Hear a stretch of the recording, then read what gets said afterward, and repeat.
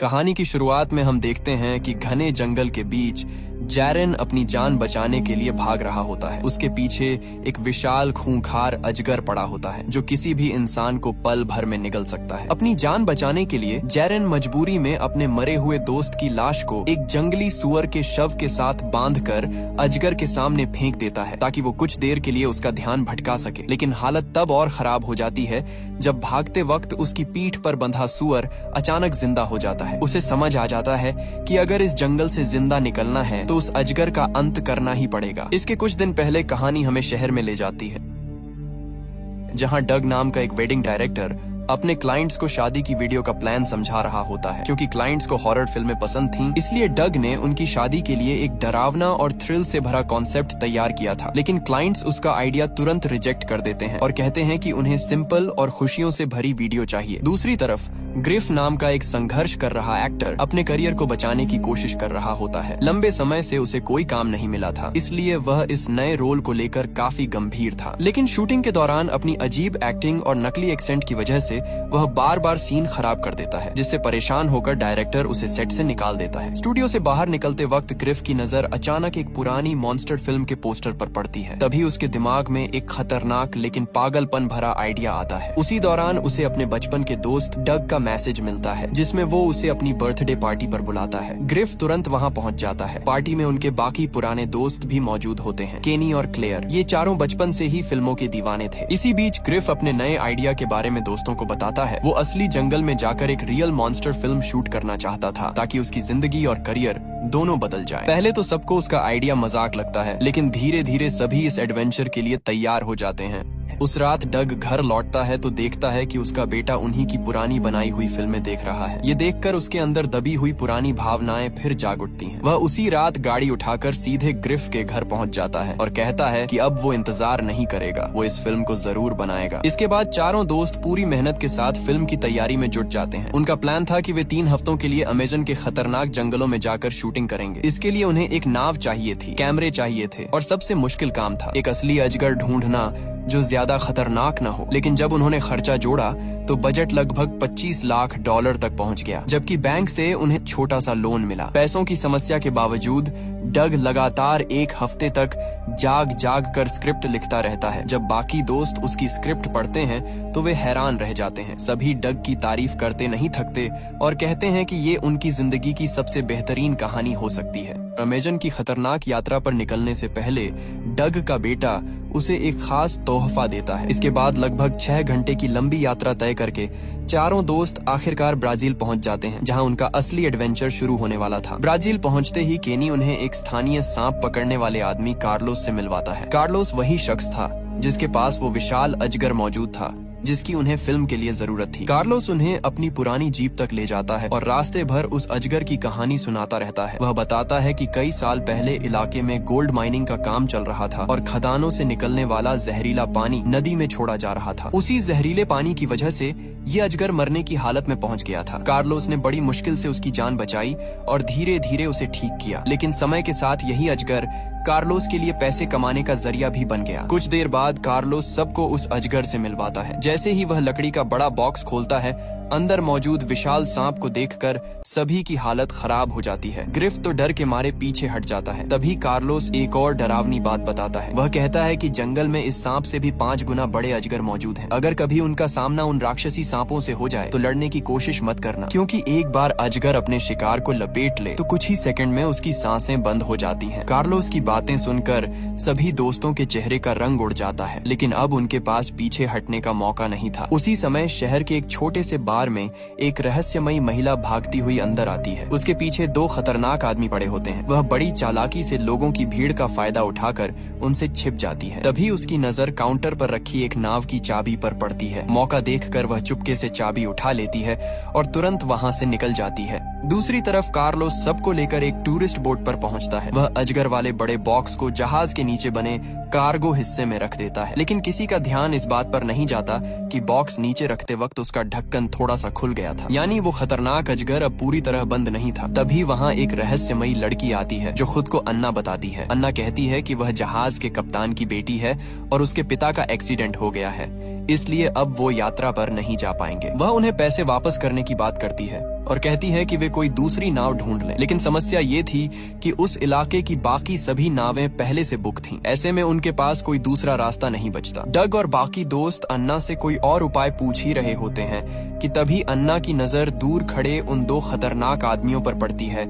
जो लगातार उसे तलाश रहे थे। वह तुरंत समझ जाती है कि अगर ज्यादा देर रुकी तो पकड़ी जाएगी, इसलिए वह बिना समय गंवाए सबको जल्दी से जहाज पर चढ़ने के लिए कहती है। इसके बाद अन्ना खुद जहाज के कंट्रोल रूम में जाती है और बड़ी आसानी से नाव चालू करके बंदरगाह से बाहर निकाल देती है। लेकिन दूसरी तरफ वे दोनों गुंडे हार नहीं मानते। वे पोर्ट ऑफिस पहुंचते हैं और मारपीट करके जहाज की जानकारी हासिल कर लेते हैं। उस रात सभी दोस्त एक साथ बैठकर अपने सपनों की फिल्म के लिए जश्न मनाते हैं। वे मजाक मस्ती करते हुए फिल्म की बाकी शूटिंग और लोकेशंस की प्लानिंग करते हैं। अगले ही दिन सुबह सुबह फिल्म की शूटिंग शुरू हो जाती है। दिन में सभी लोग फिल्म की शूटिंग करते और रात को कार्लोस केनी को सिखाता कि कैमरे में अजगर को और ज्यादा डरावना और असली कैसे दिखाया जाए। धीरे धीरे केनी की फिल्म मेकिंग स्किल्स काफी बेहतर हो जाती हैं और उनकी फिल्म भी उम्मीद से ज्यादा शानदार बनने लगती है। इसी दौरान ग्रिफ और क्लेयर, जो कभी एक दूसरे से प्यार करते थे, फिर से करीब आने लगते हैं। एक रात सभी लोग बैठकर फिल्म के अगले सीन पर चर्चा कर रहे होते हैं। तभी ग्रिफ अचानक कहानी में बदलाव का आइडिया देता है। वह कहता है कि अगर फिल्म में विलेन को साधारण तरीके से मारने की बजाय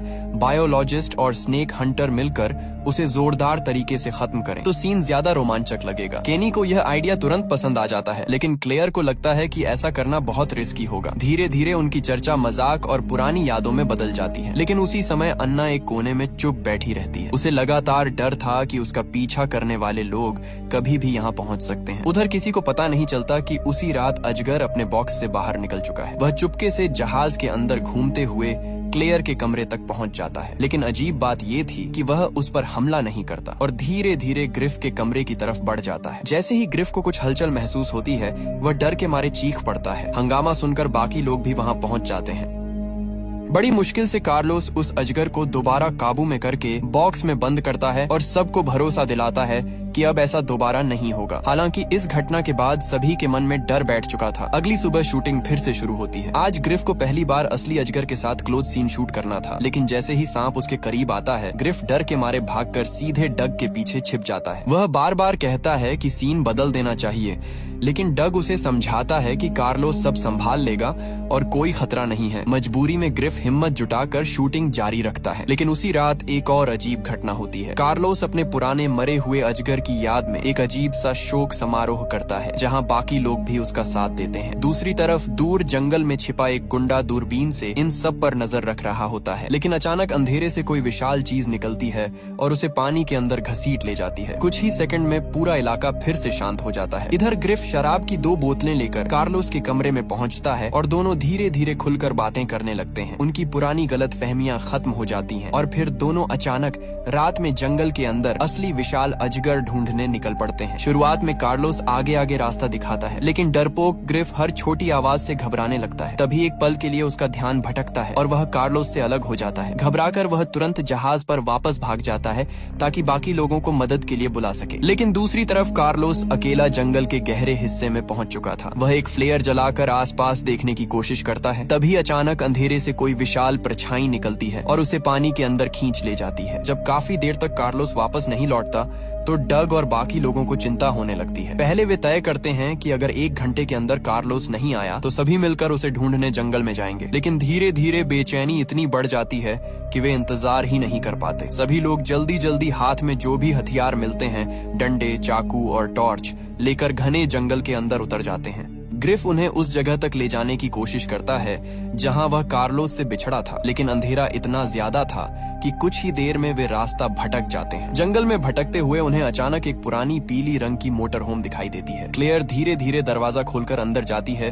लेकिन वहां कोई नहीं होता। कार्लोस का कोई निशान नहीं मिलता। तभी अचानक बाहर जंगल से कोई डरावनी आवाज सुनाई देती है। आवाज इतनी खौफनाक थी कि ग्रिफ डर के मारे कांप उठता है और तुरंत सबको चुप रहने का इशारा करता है। तभी झाड़ियों के पीछे कुछ विशाल चीज हिलती हिलती हुई दिखाई देती है। सभी लोग समझ जाते हैं कि शायद वही खूंखार अजगर उनके बेहद करीब है। डर के मारे सबकी सांसें अटक जाती हैं। घबराकर ग्रिफ जल्दी से मोटरहोम स्टार्ट करने की कोशिश करता है ताकि वे वहां से निकल सकें, लेकिन जितनी बार वह चाबी घुमाता गाड़ी स्टार्ट ही नहीं होती। तभी केनी समझ जाता है कि शायद गाड़ी का रिले खराब हो गया है। उसे ठीक तो किया जा सकता था, लेकिन समस्या ये थी कि बाहर मौत जैसा खतरनाक अजगर घूम रहा था। ऊपर से केनी शराब के नशे में था और ठीक से देख भी नहीं पा रहा था। डग गुस्से में केनी पर चिल्लाने लगता है कि उसकी शराब पीने की आदत हमेशा मुसीबत खड़ी कर देती है। अब बाकी लोगों में से किसी को गाड़ी ठीक करना नहीं आता था और किसी में बाहर जाने की हिम्मत नहीं थी। आखिरकार डग खुद जान जोखिम में डालकर नीचे उतरता है। डग धीरे धीरे गाड़ी के नीचे पहुंचता है और पूरी कोशिश करता है कि कोई आवाज न हो। बड़ी मुश्किल से वह गाड़ी ठीक कर देता है। जैसे ही इंजन चालू होता है,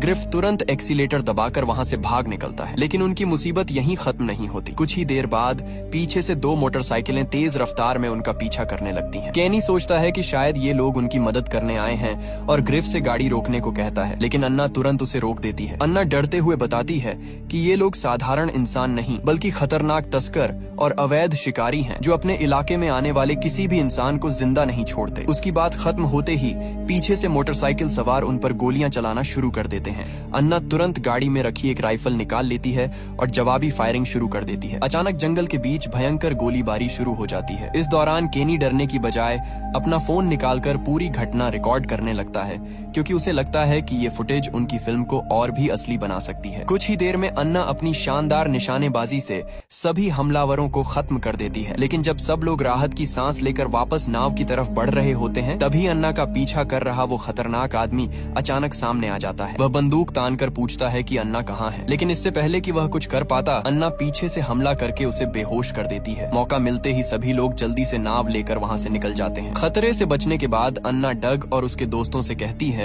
कि अब सबसे सही यही होगा कि वह उन्हें सीधे एयरपोर्ट पहुंचा दे ताकि वे सुरक्षित घर लौट सकें। डग तुरंत उसकी बात मान जाता है, क्योंकि अब तक हालात पूरी तरह नियंत्रण से बाहर जा चुके थे। लेकिन दूसरी तरफ ग्रिफ के चेहरे पर साफ दिखाई दे रहा था कि वह हार मानने को तैयार नहीं है। उसके लिए ये फिल्म सिर्फ एक प्रोजेक्ट नहीं बल्कि जिंदगी का सपना थी। हालांकि डग अपने दोस्तों की जान खतरे में नहीं डालना चाहता था। जंगल में विशाल अजगर भी था और खतरनाक अवैध खनिक भी। आखिरकार ग्रिफ मजबूरी में चुप हो जाता है, लेकिन अंदर ही अंदर वह टूट चुका था। उस रात जब बाकी लोग सो जाते हैं, डग अकेले बैठकर अपने बेटे द्वारा दिया गया छोटा सा गोल्डन अवार्ड देखता है। उसे एहसास होता है कि अगर वह अभी हार मान गया तो शायद जिंदगी भर खुद को माफ नहीं कर पाएगा। वह पूरी रात जागकर फिल्म की स्क्रिप्ट दोबारा लिखता रहता है। अगली सुबह वह सभी दोस्तों को इकट्ठा करके अपनी नई कहानी सुनाता है। डग की नई कहानी सुनते ही सभी दोस्त उत्साहित हो जाते हैं। उन्हें लगता है कि अब उनकी फिल्म सिर्फ एक मॉन्स्टर मूवी नहीं बल्कि एक बड़ी और दमदार कहानी बन चुकी है। वे फैसला करते हैं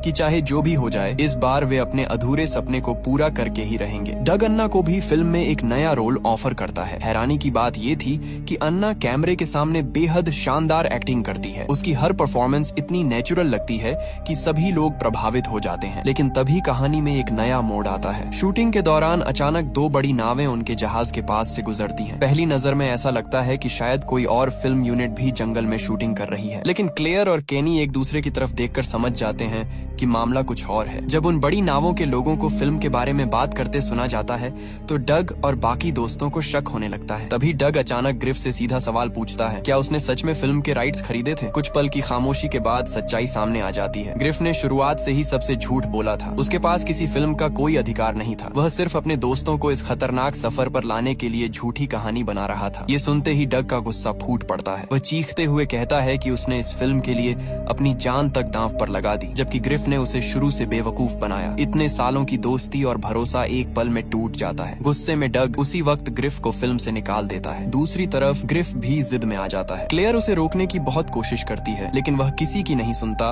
और छोटी नाव लेकर अकेले वहाँ से निकल जाता है। अब दोस्ती पूरी तरह बिखर चुकी थी, लेकिन जैसे ही ग्रिफ कुछ दूर पहुँचता है, उसकी नजर उन 2 बड़ी नावों के टूटे हुए मलबे पर पड़ती है जिन्हें उन्होंने पहले देखा था। दोनों जहाज पूरी तरह तबाह हो चुके थे, जैसे किसी विशाल ताकत ने उन्हें चीर कर रख दिया हो। ग्रिफ अभी ये समझने की कोशिश ही कर रहा था कि अचानक किनारे से एक घायल और डरी हुई महिला उसकी तरफ भागती हुई आती है और मदद मांगने लगती है। उसकी हालत देखकर ग्रिफ के होश उड़ जाते हैं। वह तुरंत नाव मोड़ता है और पूरी रफ्तार से वापस लौटने लगता है ताकि डग और बाकी लोगों को आने वाले खतरे के बारे में बता सके।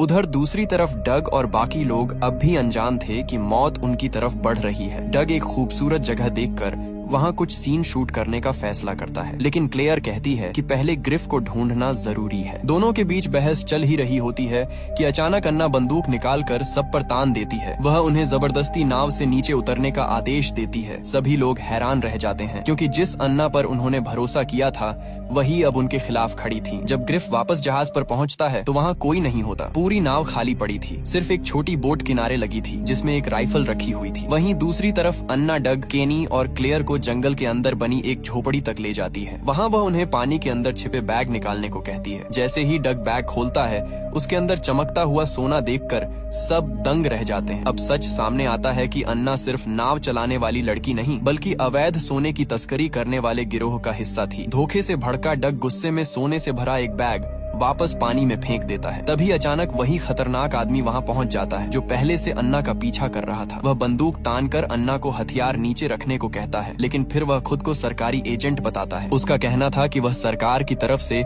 इन अवैध गोल्ड माइनर्स पर नजर रख रहा है और अन्ना ब्राजील के सबसे खतरनाक अपराधी गिरोहों में से एक की सदस्य है। अब डग और उसके दोस्त पूरी तरह उलझ जाते हैं। उन्हें समझ ही नहीं आता कि आखिर सच कौन बोल रहा है। अचानक एक गोली चलती है और उस आदमी के पैर में लगती है जो खुद को सरकारी एजेंट बता रहा था। गोली चलाने वाला कोई और नहीं बल्कि ग्रिफ था जिसने रास्ते में पड़ी राइफल उठा ली थी। ग्रिफ फिल्मी हीरो की तरह एंट्री मारते हुए खुद को सबका रक्षक समझने लगता है और स्टाइल मारकर खड़ा हो जाता है, लेकिन उसका ये हीरो वाला मोमेंट ज्यादा देर नहीं टिकता। अगले ही पल अन्ना फिर से हालात पर काबू पा लेती है और मौका देखकर उस आदमी को गोली मार देती है जो जमीन पर गिरी बंदूक उठाने की कोशिश कर रहा था। अब अन्ना पूरी तरह बेकाबू हो चुकी थी। तभी क्लेयर अचानक आगे बढ़कर जोरदार हेडबट मारती है और अन्ना को गिरा देती है। बस फिर क्या था, चारों दोस्त अपनी जान बचाकर वहां से भाग निकलते हैं। लेकिन जंगल से भागना इतना आसान नहीं था। कुछ दूर जाते ही डग को एक जहरीली मकड़ी काट लेती है। उसका शरीर तेजी से कमजोर होने लगता है। ऐसे में केनी एक अजीब देसी इलाज सुझाता है, घाव पर पेशाब डालकर जहर का असर कम करने का। हालात इतने खराब थे कि किसी के पास दूसरा रास्ता नहीं था। क्लेयर अपने कपड़ों की वजह से मदद नहीं कर सकती थी और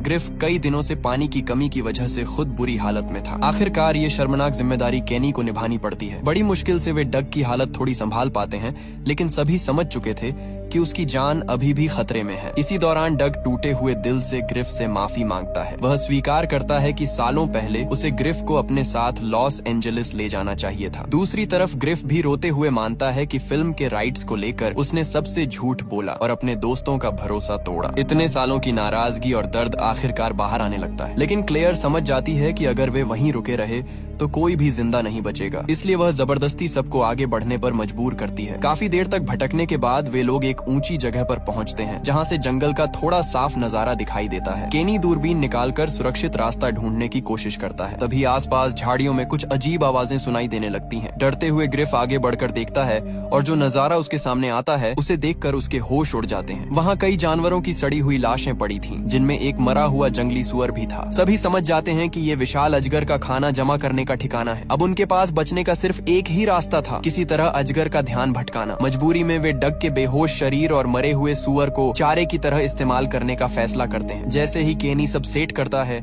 अजगर वहां पहुंच जाता है। अपने दोस्त को इस हालत में देखकर सबकी आंखें भर आती हैं। लेकिन तभी अचानक चमत्कार होता है। डग को होश आ जाता है और वह घबराकर भागने लगता है। इसी अफरा तफरी में उसकी पीठ पर रखा मरा हुआ सुअर भी अचानक जिंदा हो उठता है। अब पूरा सीन इतना पागलपन भरा हो जाता है कि खुद अजगर भी कुछ पल के लिए भ्रमित हो जाता है। आखिरकार वही जंगली सुअर अजगर का शिकार बन जाता है और डग की जान बच जाती है। चारों दोस्त जितनी तेजी से हो सकता था वहां से भागते हैं और काफी दूर जाकर रुकते हैं। मौत को इतने करीब से देखने के बाद अब उनके बीच कोई झूठ, गुस्सा या शिकायत नहीं बचती। सभी एक दूसरे से दिल से माफी मांगते हैं और फिर से एक टीम बन जाते हैं। रात होते होते वे वापस अपनी बड़ी नाव के पास पहुंचते हैं। तभी ग्रिफ की नजर एक वॉकी टॉकी पर पड़ती है। वह तुरंत मदद के लिए कॉल करने की कोशिश करता है, लेकिन जैसे ही वह कुछ बोलता है अचानक विशाल अजगर अंधेरे से हमला कर देता है। तभी आसमान में कई फ्लेयर गन की रोशनी चमकती है है और अजगर पीछे हट जाता है। फिर अंधेरे में से एक आदमी धीरे धीरे बाहर आता है। पहले तो सभी डर जाते हैं, लेकिन जब वह रोशनी में आता है तो वे हैरान रह जाते हैं। वो कोई और नहीं बल्कि पुरानी एनाकोंडा फिल्मों का मशहूर अभिनेता आइस क्यूब होता है। आइस क्यूब उन्हें जंगल के अंदर एक सुरक्षित जगह पर ले जाता है। वहाँ पहुँचते ही डग तुरंत उससे पूछता है कि उनकी फिल्म के स्क्रिप्ट में विशाल अजगर को कैसे मारा जाना था, लेकिन जवाब सुनकर सभी हैरान रह जाते हैं। एस बताता है कि फिल्म का लेखक अभी तक उस हिस्से की स्क्रिप्ट पूरी ही नहीं कर पाया था, यानी जिस प्लान के भरोसे वे अपनी जान बचाने की उम्मीद लगाए बैठे थे वो कभी लिखा ही नहीं गया था। तभी एस को अचानक याद आता है कि डायरेक्टर ने जंगल में कई जगह बड़े बड़े विस्फोटक और आतिशबाजी वाले ट्रैप लगवाए थे ताकि इमरजेंसी में उनका इस्तेमाल किया जा सके। हालांकि किसी को नहीं पता था कि उन्हें चालू कैसे करना है। तभी केनी, जो अब तक नशे से पूरी तरह बाहर आ चुका था, कहता है कि उसे सिस्टम समझ आ गया है और वह इन्हें एक्टिव कर सकता है। इसके बाद एस अपने बाकी साथियों को बचाने के लिए अकेले जंगल में वापस जाने का फैसला करता है। जाने से पहले वह सबके साथ एक फोटो खिंचवाता है, जैसे उसे पहले से एहसास हो कि शायद वह वापस ना लौटे। उसके जाते ही डग और बाकी दोस्त तुरंत एक आखिरी प्लान बनाते हैं। केनी को लाइट और धमाकों का कंट्रोल संभालना था, क्लेयर को जनरेटर चालू करना था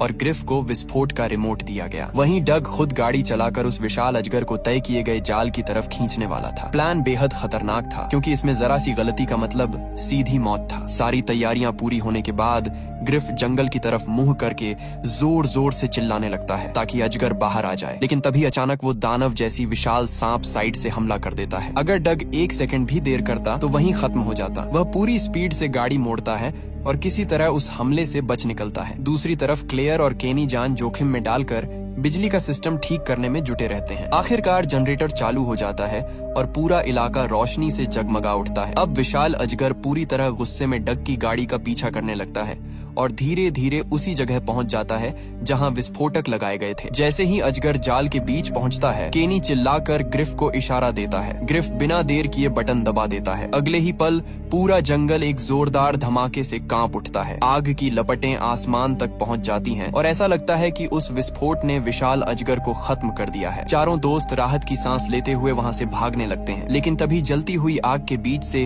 वो विशाल अजगर फिर से बाहर निकल आता है। उसका शरीर बुरी तरह झुलस चुका था, लेकिन वह अब भी जिंदा था। ये देखकर सभी के चेहरे पर मौत का डर साफ दिखाई देने लगता है। उन्हें समझ आ जाता है कि अब बचना लगभग नामुमकिन है। तभी ग्रिफ की नजर पास पड़े एक तेल के ड्रम पर जाती है। अचानक उसे अपने बचपन के दिन याद आते हैं जब वह फिल्मों के हीरो बनने के सपने देखा करता था। वह धीरे धीरे अपनी बंदूक निकालता है, निशाना साधता है और पूरी हिम्मत के साथ गोली चला देता है। गोली सीधे तेल के ड्रम में लगती है और अगले ही पल एक और भयानक धमाका होता है। इस बार आग की लपटें उस विशाल अजगर को पूरी तरह निगल जाती हैं। आखिरकार वो मौत का दानव खत्म हो जाता है। चारों दोस्त मौत के मुंह से जिंदा बाहर निकल आते हैं। कहानी के आखिर में डग और उसके दोस्तों की फिल्म रिलीज होती है और लोगों को बेहद पसंद आती है। उनकी फिल्म हिट हो जाती है और चारों दोस्तों का बचपन का सपना आखिरकार पूरा हो जाता है। कुछ दिनों बाद पुरानी एनाकोंडा फिल्म की स्टार जेनिफर लोपेज डग से मिलने आती हैं। वह बताती हैं कि उन्हें डग की डायरेक्शन बहुत पसंद आई